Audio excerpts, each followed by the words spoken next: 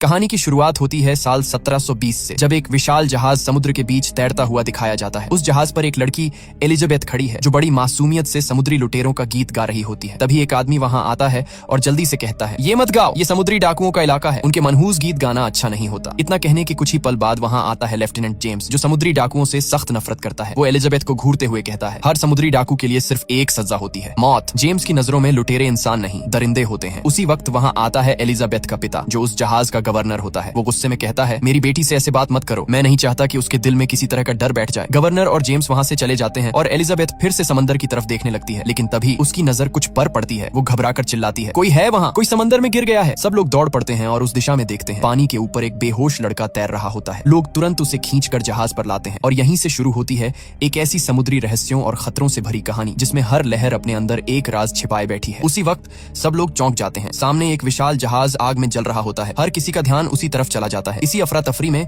Elizabeth उस बेहोश पड़े लड़के के पास जाती है। वो लड़का धीरे धीरे होश में आता है और एलिजाबेथ मुस्कुराकर कहती है, मेरा नाम एलिजाबेथ है। लड़का कमजोर आवाज में जवाब देता है, मेरा नाम विल टर्नर है। इतना कहकर वो फिर से बेहोश हो जाता है। एलिजाबेथ जब उसके पास झुकती है तो उसे उसकी गर्दन में एक सोने का गोल लॉकेट दिखता है, जिस पर समुद्री डाकुओं का निशान बना होता है। उसे समझ जाते देर नहीं लगती, ये लड़का भी उन्हीं लुटेरों में से एक है। लेकिन एलिजाबेथ डर जाती है। वो जानती है कि अगर जेम्स को पता चल गया तो वो विल को जिंदा नहीं छोड़ेगा। इसीलिए वो चुपचाप वो लॉकेट अपने पास रख लेती है और किसी को कुछ नहीं बताती। वक्त बीतता है, कई साल गुजर जाते हैं। अब एलिजाबेथ बड़ी हो चुकी है, लेकिन आज भी उसके पास वही लॉकेट है जो उसे बचपन में विल टर्नर की गर्दन से मिला था। उसने ये राज किसी से कभी साझा नहीं किया। एक दिन उसका पिता, जो कि गवर्नर है, उसे एक खूबसूरत ड्रेस देता है और कहता है, आज रात जश्न है लेफ्टिनेंट जेम्स की तरक्की के मौके पर, तुम्हें भी तैयार होना है और उससे मिलना भी। असल में गवर्नर चाहता है कि एलिजाबेथ की शादी जेम्स से हो जाए। दूसरी ओर हमें दिखाया जाता है विल टर्नर, जो अब एक लोहार ब्लैकस्मिथ बन चुका है। वो गवर्नर के लिए बनाई गई तलवार लेकर उनके घर आता है। वहीं उसकी मुलाकात होती है एलिजाबेथ से। सालों बाद मिलकर दोनों बेहद खुश होते हैं, लेकिन एलिजाबेथ के पिता को यह दोस्ती पसंद नहीं आती। वो उसे वहां से ले जाकर जश्न में शामिल कर देता है। उधर समंदर के पार एक और रहस्यमयी किरदार की एंट्री होती है। एक टोपी पहने हुए चालाक मुसाफिर, जो अपनी छोटी सी नाव लेकर पोर्ट रॉयल पहुंचता है। वो और कोई नहीं बल्कि जैक स्पैरो है, वो नाम जिसे दुनिया समुद्र का सबसे खतरनाक डाकू कहती है। उसी वक्त एक आदमी जैक स्पैरो के पास आता है और कहता है, यहाँ पोर्ट रॉयल में अपनी नाव बांधने के लिए एक सिल्वर कॉइन देना पड़ता है। जैक मुस्कुराता है, अपनी जेब से 3 सिल्वर कॉइन निकालता है और मजाकिया अंदाज में कहता है, लो 3 ले लो और मेरा नाम भूल जाना। इतना कहकर वो आगे बढ़ जाता है और जहाज की ओर निकल पड़ता है। थोड़ी ही देर में वहाँ 2 सिपाही पहुंचते हैं। उनमें से एक जैक से पूछता है, तुम यहाँ क्या कर रहे हो? जैक बड़ी मासूमियत से जवाब देता है, बस चोरी करने वाला था। सिपाही एक दूसरे की तरफ देखकर हंसते हैं। उन्हें यकीन ही नहीं होता कि कोई इतनी आसानी से ऐसा कह सकता है। अब कैमरा किले के ऊपर जाता है, जहाँ एलिजाबेथ और लेफ्टिनेंट जेम्स साथ खड़े हैं। जेम्स एलिजाबेथ से अपने प्यार का इजहार कर रहा होता है, लेकिन एलिजाबेथ की ड्रेस इतनी टाइट होती है कि उसे सांस लेने में तकलीफ होने लगती है। वो अचानक चक्कर खाकर गिर जाती है और किले की ऊंची दीवार से नीचे समंदर में जा गिरती है। जैसे ही वो गिरती है, उसकी गर्दन में लटका हुआ वही सोने का लॉकेट, जो समुद्री डाकुओं का निशान लिए हुए था, पानी में डूब जाता है। जैसे ही वो लॉकेट समंदर की गहराइयों में जाता है, पानी के अंदर से एक अजीब सी कंपन और गूंज उठने लगती है, जैसे किसी पुरानी ताकत को उसकी नींद से जगा दिया गया हो। समंदर में एक तेज लहर उठती है, जिसकी गूंज चारों ओर फैल जाती है। उसी वक्त जैक स्पैरो ऊपर से देखता है कि एलिजाबेथ पानी में गिर गई है। बिना एक पल घुमाए वो समंदर में छलांग लगा देता है। वो तेजी से तैरकर एलिजाबेथ तक पहुंचता है और उसे कंधे पर उठाकर किनारे ले आता है। वो मुश्किल से होश में आती है। तभी जैक की नजर उसकी गर्दन पर पड़ती है, वहीं सोने का लॉकेट, जिस पर बना था समुद्री डाकुओं का निशान। जैक हैरान होकर पूछता है, ये लॉकेट तुम्हारे पास कैसे आया? लेकिन इससे पहले कि एलिजाबेथ कुछ जवाब दे पाती, वहाँ पहुंच जाते हैं जेम्स के सिपाही और एलिजाबेथ के पिता। वे बंदूकें तान कर जैक स्पैरो को घेर लेते हैं। एलिजाबेथ जल्दी से कहती है, रुको, इसने मेरी जान बचाई है, इसे छोड़ दो। लेकिन जेम्स की नजर जैक के हाथ पर जाती है। वहाँ बना होता है समुद्री डाकुओं का निशान। वो गुस्से से कहता है, तू एक पायरेट है और इसके लिए सजा सिर्फ मौत है। जैक मुस्कुराता है और अचानक चालाकी से एलिजाबेथ को पकड़कर उसकी गर्दन पर पिस्तौल रख देता है। अब पीछे हटो, वरना तुम्हारी कीमती लेडी का क्या होगा मैं नहीं जानता। सब पीछे हट जाते हैं और जैक उस मौके का फायदा उठाकर तेजी से भाग निकलता है। सिपाही उसका पीछा करते हैं, लेकिन जैक अपनी चालाकी और हिम्मत से सबको धोखा देकर भाग निकलता है। वो पहुंचता है एक लोहार की दुकान में, जहाँ वो अपनी हथकड़ियां काटने की कोशिश करता है। ये दुकान किसी और की नहीं बल्कि विल टर्नर की होती है। थोड़ी देर बाद विल अंदर आता है और जैसे ही उसे जैक दिखता है, दोनों के बीच शुरू हो जाती है एक जबरदस्त तलवारबाजी। तलवारें टकराती हैं, चिंगारियां उड़ती हैं। दोनों ही बेहद माहिर तलवारबाज निकलते हैं, लेकिन तभी सिपाही वहां पहुंच जाते हैं। वो जैक को पकड़ लेते हैं और आखिरकार जैक स्पैरो को जेल में डाल दिया जाता है। उसी रात समंदर की गहराइयों से उठती अंधेरी परछाइयां अब पोर्ट रॉयल की ओर बढ़ रही होती हैं। दूर क्षितिज पर दिखाई देता है एक भयावह जहाज, जिसका नाम है ब्लैक पर्ल।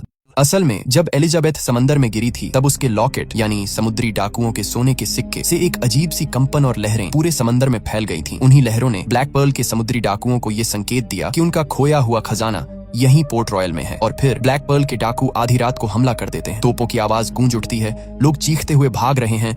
पूरा बंदरगाह आग और तबाही में बदल जाता है। इसी दौरान कुछ डाकू उस कमरे तक पहुंच जाते हैं जहां एलिजाबेथ छिपी होती है। वो दरवाजा तोड़कर अंदर घुसते हैं और चिल्लाते हैं, हमारी चीज हमें वापस दो, वो सोने का सिक्का कहाँ है? एलिजाबेथ डर तो जाती है लेकिन हिम्मत दिखाते हुए कहती है, मैं तुम्हारे मुखिया से बात करना चाहती हूँ। डाकू रुक जाते हैं क्योंकि उनके नियम के अनुसार अगर कोई उनके कप्तान से मिलने की मांग करे तो उसे मौका दिया जाता है। इसलिए वो एलिजाबेथ को पकड़कर अपने जहाज ब्लैक पर्ल पर ले जाते हैं। अगली सुबह जब विल टर्नर को पता चलता है कि एलिजाबेथ को समुद्री डाकू उठा ले गए हैं, वो भागा हुआ गवर्नर और जेम्स के पास पहुंचता है। वो कहता है, हमें कुछ करना होगा, एलिजाबेथ खतरे में है। लेकिन कोई उसकी बात नहीं सुनता क्योंकि सब उसे सिर्फ एक लोहार ब्लैकस्मिथ समझते हैं। उसी वक्त एक सिपाही बताता है, कल जेल में बंद जैक स्पैरो ब्लैक पर्ल नाम के जहाज का जिक्र कर रहा था। ये सुनकर विल तुरंत जेल में बंद जैक के पास जाता है। वो कहता है, हमें एलिजाबेथ को बचाना होगा, अगर तुम मेरी मदद करोगे तो मैं तुम्हें यहाँ से आजाद कर दूंगा और तुम्हें एक सुरक्षित जगह तक ले जाऊंगा। जैक मुस्कुराता है लेकिन जैसे ही उसे पता चलता है कि विल का पूरा नाम विल टर्नर है, वो चौंक उठता है। टर्नर यानी तुम बूटस्ट्रैप टर्नर के बेटे हो? उसे समझ आ जाता है कि ये वही खून है जो कभी समुद्री डाकुओं के दल का हिस्सा था। विल जैक को जेल से निकालता है और दोनों मिलकर पहुंचते हैं एक विशाल जहाज डॉन्टलेस पर। वो उसे चुराने की योजना बनाते हैं लेकिन तभी जेम्स को पता चल जाता है कि जैक और विल जहाज चुराने वाले हैं। वो अपने सारे सिपाहियों को आदेश देता है, सब के सब तुरंत डॉन्टलेस पर पहुंचो। पर जेम्स नहीं जानता था कि ये सब जैक स्पैरो की एक और चालाकी भरी चाल थी। अब कहानी और भी रोमांचक मोड़ लेती है। जब जेम्स अपने सारे सिपाहियों को डॉन्टलेस पर भेज देता है तो उसी वक्त जैक स्पैरो और विल टर्नर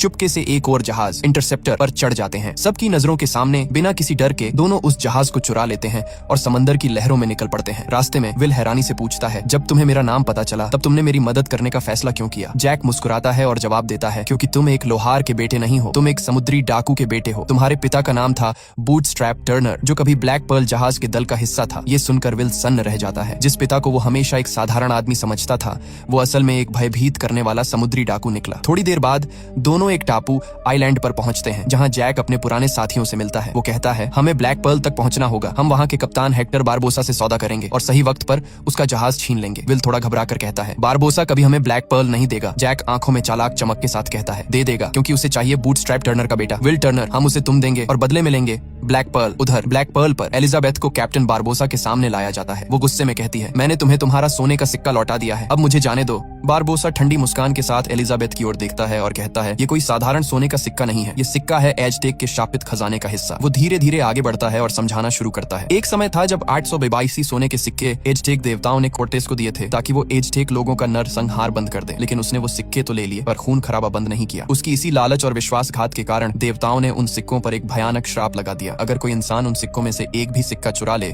तो उसे हमेशा हमेशा के लिए सजा भुगतनी पड़ेगी, दुनिया के अंत तक। बारबोसा आगे कहता है, हम भी उस खजाने के बारे में जानते थे। हमने वो 822 सिक्कों वाला संदूक लूटा और उसके साथ जो भी सोना था सब छीन लिया। हमने उस दौलत को शराब, औरतों और ऐशो आराम में उड़ा दिया। लेकिन फिर भी हमारी भूख कभी खत्म नहीं हुई। उसकी आवाज भारी हो जाती है क्योंकि हम श्रापित हैं। हम मर नहीं सकते, खा नहीं सकते, महसूस नहीं कर सकते। हमारी आत्माएं इस सोने से बंधी हुई हैं। फिर वो एलिजाबेथ की आंखों में देखकर कहता है, और अब इस श्राप से मुक्त होने के लिए हमें सारे 822 सिक्के और उस श्राप को तोड़ने वाला खून चाहिए। और अब जब वो सिक्का तुम्हारे पास है तो तुम्हारा खून ही हमारी आजादी की कुंजी बनेगा। ये सुनते ही एलिजाबेथ घबरा जाती है। वो झट से बारबोसा को चाकू मारती है और वहां से भाग निकलती है। लेकिन जैसे ही वो जहाज के बाहर आती है वो स्तब्ध रह जाती है क्योंकि वहां एक भी इंसान नहीं होता। हर तरफ सिर्फ कंकाल, स्केलेटन चलते हुए दिखाई देते हैं। हड्डियां आपस में टकरा रही हैं और चांदनी में उनकी चमक डरावनी रोशनी की तरह फैल रही होती है। एलिजाबेथ की सांसें तेज हो जाती हैं और तभी उसके पीछे से आवाज आती है, कहा था ना हम मरे हुए नहीं हैं। वो मुड़ती है और पीछे खड़ा होता है कैप्टन बारबोसा जो अब पूरी तरह से कंकाल बन चुका होता है। वो कहता है कि मैं कई सालों से प्यासा हूँ लेकिन अपनी प्यास बुझा नहीं सकता। कई सालों से भूखा हूँ लेकिन मेरी भूख खत्म नहीं होती। मैं कई सालों से मरना चाहता हूँ लेकिन मर नहीं सकता। मुझे अब कुछ महसूस नहीं होता। बस अब मैं इस श्राप से मुक्त होना चाहता हूँ, हमेशा के लिए आजाद होना चाहता हूँ। इतना कहते ही बारबोसा भी चांदनी में आता है और अपने साथियों की तरह कंकाल बन जाता है। दूसरी तरफ जैक स्पैरो और उसके साथी दिखाए जाते हैं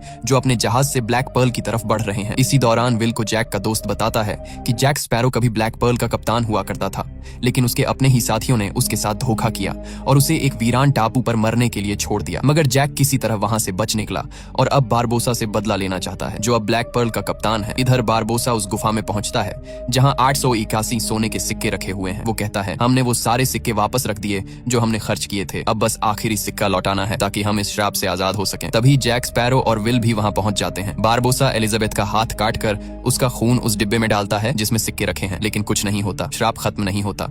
बारबोसा समझ जाता है कि एलिजाबेथ बूटस्ट्रैप टर्नर की बेटी नहीं है और गुस्से में उसे थप्पड़ मार देता है, जिससे वो नीचे गिर जाती है। यहाँ बारबोसा और उसके साथियों के बीच बहस शुरू हो जाती है। तभी पानी से विल बाहर निकलता है और चालाकी से एलिजाबेथ और सिक्का लेकर वहां से भाग जाता है, लेकिन बारबोसा के एक साथी जैक स्पैरो को पकड़ लेते हैं। बारबोसा उसके पास आता है और कहता है, मैं ब्लैक पर्ल का असली कप्तान था, तुमने ही मेरे साथ धोखा किया था। खजाना मिलने से पहले ही तुमने मुझे उस सुनसान टापू पर छोड़ दिया था ताकि तुम खुद श्राप से बच सको, लेकिन मैं जानता हूँ कि तुम्हें किसका खून चाहिए। अगर तुम वो खून पाना चाहते हो तो मैं तुम्हें उस इंसान तक ले जा सकता हूँ। तभी बारबोसा का एक साथी आता है और कहता है कि हम इंटरसेप्टर जहाज के करीब पहुंच चुके हैं, वहीं पर एलिजाबेथ और वो लड़का है जिसका खून हमें चाहिए। जैक स्पैरो कहता है, अगर तुम उसे बिना नुकसान पहुंचाए पाना चाहते हो तो मेरे कहे मुताबिक चलो। इस पर बारबोसा जवाब देता है, उसे पकड़ लो। अब वे सब तेजी से इंटरसेप्टर की तरफ बढ़ते हैं, वही जहाज जिस पर एलिजाबेथ और विल मौजूद हैं। उन्हें अब पता चल चुका था कि बारबोसा को विल का खून चाहिए, क्योंकि विल का पिता एक समुद्री डाकू था। दोनों पूरी कोशिश करते हैं कि अपने जहाज को ब्लैक पर्ल से बचा सकें, लेकिन अपनी पूरी कोशिशों के बावजूद वे असफल हो जाते हैं। बारबोसा अब सभी को कैद कर लेता है और उसे पता चल जाता है कि बूटस्ट्रैप टर्नर का बेटा असल में विल टर्नर ही है, जो अब उनके कब्जे में है। इसके बाद बारबोसा सबसे पहले एलिजाबेथ को पानी में फेंक देता है। फिर वह जैक स्पैरो की ओर देखकर कहता है, शायद तुम भूल गए हो, ये वही द्वीप है जहाँ मैंने तुम्हें पिछली बार छोड़ा था, लेकिन इस बार तुम बच नहीं पाओगे। इतना कहकर बारबोसा जैक स्पैरो को भी समुद्र में फेंक देता है। एलिजाबेथ और जैक फिर से उसी सुनसान द्वीप पर फंस जाते हैं जहां पहले जैक फंसा था। वहां पर जैक का पुराना शराब का जखीरा भी होता है, जिसे अगले दिन एलिजाबेथ जला देती है ताकि धुआं और आग देखकर कोई जहाज उन्हें देख सके। जल्द ही आग की लपटें देखकर एक जहाज उनकी तरफ आता है। उस पर जेम्स और एलिजाबेथ के पिता मौजूद होते हैं। वो दोनों जैक स्पैरो और एलिजाबेथ को उस द्वीप से निकालकर अपने जहाज पर ले आते हैं। वहीं एलिजाबेथ जेम्स से कहती है, हमें ब्लैक पर्ल का पीछा करना चाहिए क्योंकि वहीं पर विल है। लेकिन जेम्स एलिजाबेथ की बात नहीं मानता और कहता है कि हमें अपनी सुरक्षा का ख्याल रखना चाहिए। लेकिन जब एलिजाबेथ यह कहती है, अगर तुम ऐसा करोगे तो मैं तुमसे शादी कर लूंगी, तो जेम्स तुरंत मान जाता है। अब उसका बड़ा जहाज ब्लैक पर्ल का पीछा करना शुरू करता है। कुछ ही देर में वे उस जगह पहुंच जाते हैं जहां ब्लैक पर्ल खड़ा होता है। वहां सारे समुद्री डाकू गुफाओं के अंदर होते हैं, जहां सोने चांदी के खजाने और वो शापित सिक्के रखे होते हैं। जैक स्पैरो एक योजना बनाता है। वह जेम्स से कहता है, मैं गुफा के अंदर जाकर बारबोसा से बात करूंगा, तुम अपने जहाज के सैनिकों को तैयार रखना। जैसे ही मैं कहूं, तुम उन समुद्री डाकुओं पर हमला करना जो गुफा से बाहर आएंगे। इसके बाद जैक स्पैरो चुपचाप गुफा के अंदर चला जाता है, जहां वह देखता है कि बारबोसा का एक साथी विल टर्नर की गर्दन काटने ही वाला होता है ताकि उनका शाप समाप्त हो सके। जैक तुरंत उसे रोक देता है और कहता है, अगर तुम लोग इस श्राप से मुक्त भी हो गए तो भी बच नहीं पाओगे। बाहर डॉन्टलेस जहाज तुम्हारा इंतजार कर रहा है। शाप से आजाद होते ही जब तुम आम कपड़ों में निकलोगे तो जेम्स और उसके सिपाहियों ने तुम्हें मार डालना तय कर रखा है। इसीलिए योजना सीधी है, पहले डॉन्टलेस को जब्त करो। एक जहाज तुम्हारा, एक जहाज हमारे पास, ताकत दोगुनी। मुझे ब्लैक पर्ल का कप्तान बना दो, मैं हमेशा तुम्हारे अधीन काम करूंगा और जो लूट मैं करूंगा उसका 10% तुम्हें दूंगा। समझो कि जैक एक सिक्का उनके खजाने से चुराता है और अगर वे आखिरी सिक्का भी निकाल दें तो भी उस शाप से वे कभी मुक्त नहीं होंगे। बारबोसा जैक की बात से सहमत हो जाता है और अपने सारे समुद्री डाकुओं को भेज देता है। चांदनी में उनका असली रूप सामने आता है, हड्डियों के कंकाल। रात होते ही वे सोल्जरों पर हावी हो जाते हैं और जहाज का कब्जा कर लेते हैं। वहीं गुफ्त में जैक स्पैरो और बारबोसा के बीच भयंकर टकराव शुरू होता है, मगर बारबोसा अब इंसान नहीं रहा। लड़ाई में दरारें, चिंगारियां और समुद्र की चीखें एक हो जाती हैं। हर कदम पर खतरा, हर मोड़ पर धोखा, और तुम्हें अब या तो जीतना होगा या फिर शाप की काली छाया के सामने आत्मसमर्पण कर देना होगा। बारबोसा को मारा नहीं जा सकता था। लड़ाई के दौरान वह अपनी तलवार सीधा जैक स्पैरो के शरीर के आर पार कर देता है, मगर तभी जैक चांदनी में आता है और सबके सामने उसका असली रूप नजर आता है। वह भी कंकाल बन चुका है, क्योंकि उसने भी उस शापित खजाने से एक सिक्का चुरा लिया था, यानी अब वो भी उन्हीं की तरह शापग्रस्त है। जैक अपने खून से सना सिक्का विल की तरफ फेंकता है। विल उसे पकड़ लेता है। तभी एलिजाबेथ वहां पहुंचती है। बारबोसा फिर से बंदूक एलिजाबेथ पर तान देता है, लेकिन तभी गोली चलने की आवाज आती है और यह गोली खुद जैक स्पैरो ने चलाई होती है। वही गोली जो कभी बारबोसा ने जैक को दी थी जब उसे उस सुनसान द्वीप पर छोड़ आया था, और जैक ने कसम खाई थी कि वह उसी गोली से बारबोसा को मारेगा। बारबोसा आखिरी सांसों में कहता है, तुमने ये गोली बर्बाद कर दी जैक। पर विल कहता है, नहीं, ऐसा नहीं है, और वह दोनों सिक्के खून के साथ वापस खजाने के बक्से में डाल देता है। उसी पल शाप टूट जाता है। बारबोसा का दिल धड़कना बंद हो जाता है और वह जमीन पर गिरकर मर जाता है।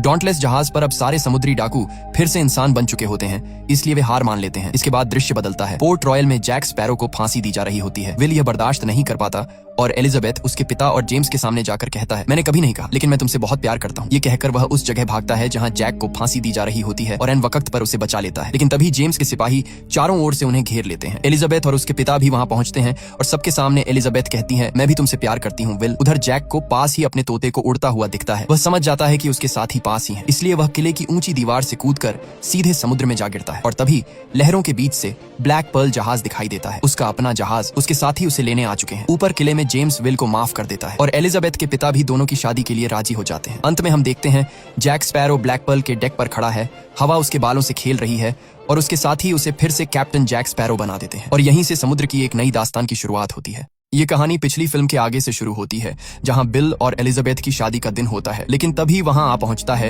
ईस्ट इंडिया कंपनी का चेयरमैन लॉर्ड कटलर बेकट। आते ही वो एलिजाबेथ और विल दोनों को गिरफ्तार करवा देता है, क्योंकि उन्होंने जैक स्पैरो को भागने में मदद की थी। उसके पास जेम्स नॉरिंगटन को गिरफ्तार करने का वारंट भी था, क्योंकि वो अपना काम ठीक से नहीं कर पाया था। लेकिन जेम्स उससे पहले ही समुद्र में कूद जाता है और खुद जैक स्पैरो को पकड़ने के लिए निकल पड़ता है, अपनी नौकरी से इस्तीफा देकर। अब विल और एलिजाबेथ को उनके गुनाह की सजा के तौर पर मौत दी जानी थी, लेकिन अगले दिन कटलर बेकट विल को बुलाता है और उससे एक सौदा करता है। वह कहता है जैक स्पैरो के पास एक कंपास है जो किसी दिशा की ओर नहीं बल्कि उस चीज की ओर इशारा करता है जो इंसान के दिल में सबसे ज्यादा चाह होती है। वो कंपास मुझे लाकर दो, बदले में मैं तुम्हें और एलिजाबेथ को माफ कर दूंगा। विल एलिजाबेथ से विदा लेता है और जैक स्पैरो को ढूंढने निकल जाता है। दूसरी तरफ जैक स्पैरो अपने जहाज ब्लैक पर्ल पर दिखाई देता है। वह एक अनजान द्वीप से एक कपड़े का टुकड़ा लाया होता है जिस पर एक चाबी की तस्वीर बनी होती है। जैक अपने साथियों से कहता है इस चाबी से एक डिब्बा खुलेगा जिसमें कोई बहुत कीमती चीज छिपी है, हमें वो चाबी ढूंढनी होगी। लेकिन उसकी बातों से साफ झलकता है कि वह अपने साथियों को बेवकूफ बना रहा है। असल में जैक उस चाबी और उस रहस्यमय डिब्बे के बारे में सब कुछ जानता है। रात के सन्नाटे में जैक अपना जादुई कंपास निकालता है, लेकिन इस बार वो सही दिशा नहीं दिखा रहा था, मानो किसी बड़े रहस्य का संकेत दे रहा हो। इसलिए जैक स्पैरो जहाज के नीचे की तरफ जाता है, जहां उसे एक पुराना डरावना चेहरा दिखाई देता है। वो कोई और नहीं बल्कि बूटस्ट्रैप टर्नर होता है, यानी विल टर्नर का पिता। और हैरानी की बात ये थी कि वो अब भी जिंदा था। 13 साल पहले बूटस्ट्रैप टर्नर जैक स्पैरो के अधीन काम करता था, जब जैक ब्लैक पर्ल जहाज का कैप्टन था। वो जैक से कहता है हमारा जहाज बहुत साल पहले समुद्र की गहराइयों में डूब गया था। उस वक्त तुमने समुद्र के राक्षस डेवी जोन्स से एक सौदा किया था। अगर वो तुम्हारा जहाज वापस सतह पर ले आए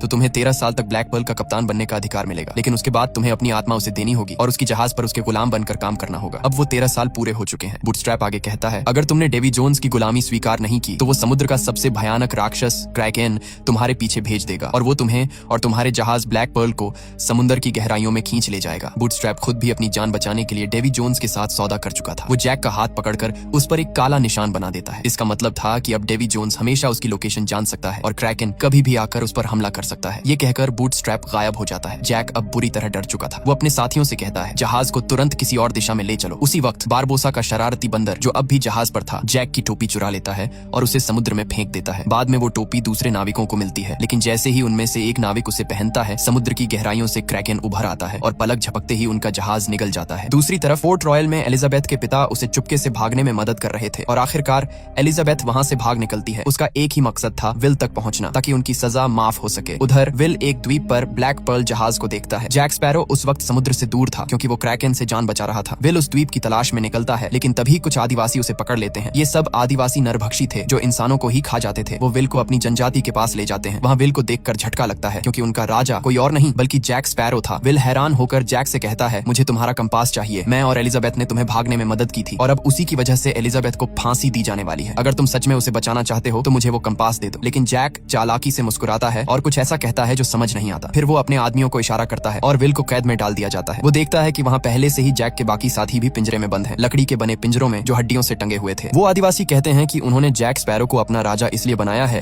क्योंकि उनके मुताबिक जैक के अंदर कोई पवित्र आत्मा है जिसे मुक्त करना जरूरी है। लेकिन मुक्त करने का उनका मतलब था उसे खा जाना, यानी अब वो जैक की बलि देने की तैयारी कर रहे थे। सारे आदिवासी मिलकर जैक को मारने की रस्म की तैयारी करने लगते हैं। तभी एक आदिवासी वहाँ आता है और कहता है कि जो लोग पिंजरे में बंद थे यानी जैक के साथी वो सब भागने की कोशिश कर रहे हैं। ये सुनते ही पूरी जनजाति उन्हें पकड़ने के लिए वहाँ से निकल जाती है। इस मौके का फायदा उठाकर जैक भी अपनी जान बचाने के लिए भाग निकलता है। काफी मुश्किलों और चालाकी से रास्ता बनाते हुए जैक, विल और बाकी साथी किसी तरह ब्लैक पर्ल जहाज तक पहुंच जाते हैं और उस श्रापित द्वीप से निकल भागते हैं। जहाज पर पहुंचते ही जैक विल को बताता है लॉर्ड कटलर को मेरे कंपास से मतलब नहीं है। असल में वो उस खजाने को चाहता है जिसकी दिशा ये कंपास दिखा सकता है, लेकिन उस खजाने तक पहुंचने के लिए हमें पहले उसकी चाबी ढूंढनी होगी और इसके लिए हमें मिलना होगा टिया डालमा से। थोड़ी देर बाद सब लोग टिया डालमा के घर पहुंचते हैं जो एक रहस्यमयी जादूगरनी होती है, वही औरत जिसने जैक को उसका जादुई कंपास दिया था। टिया डालमा समझाती है ये कंपास किसी दिशा को नहीं दिखाता बल्कि वो दिखाता है जिसकी इंसान के दिल में सबसे गहरी चाह होती है। लेकिन जैक के मन में उस चाबी को ढूंढने की सच्ची इच्छा नहीं थी, इसलिए कंपास उसे रास्ता नहीं दिखा रहा था। फिर टिया डालमा एक और बड़ा राज बताती है, जिस संदूक को तुम ढूंढ रहे हो